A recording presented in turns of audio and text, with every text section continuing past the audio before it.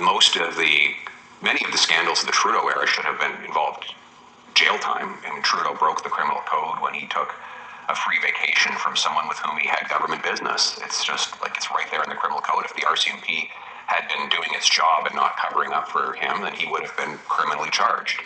And again, he probably violated the criminal code in the SNC-Lavalin scandal.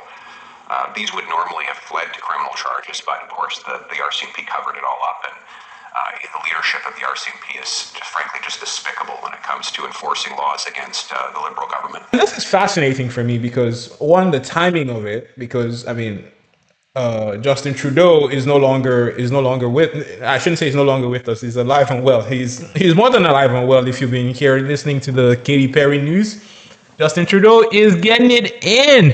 Anyways, I'm just messing around. Having found that Justin Trudeau did breach ethics, the code of ethics, as a public official in unduly pressuring Jody Wilson-Raybould, in accepting a gift from a foreign person who had government business at the time, should they have taken the further step to prosecute Justin Trudeau? And I'll bring something in here for you guys that maybe a lot of people do not know.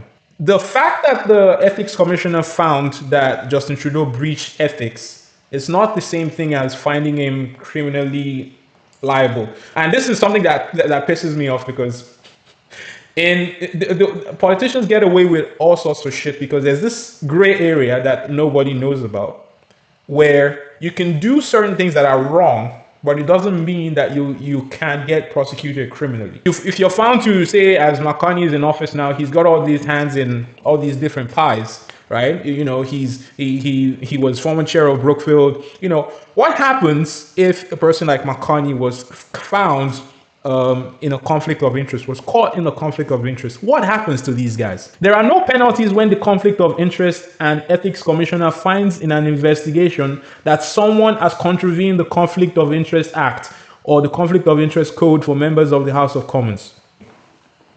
Yes, that's exactly what my brain did when I saw this. 0 penalties. As long as they don't go beyond a certain threshold, like, say if Justin Trudeau had gone out and threatened Jody Wilson-Raybould with proof, and you have proof that he threatened her, that if she did not do what she was told, she would get something, for example. Yeah, that would maybe cross the threshold to become something that was prosecutable.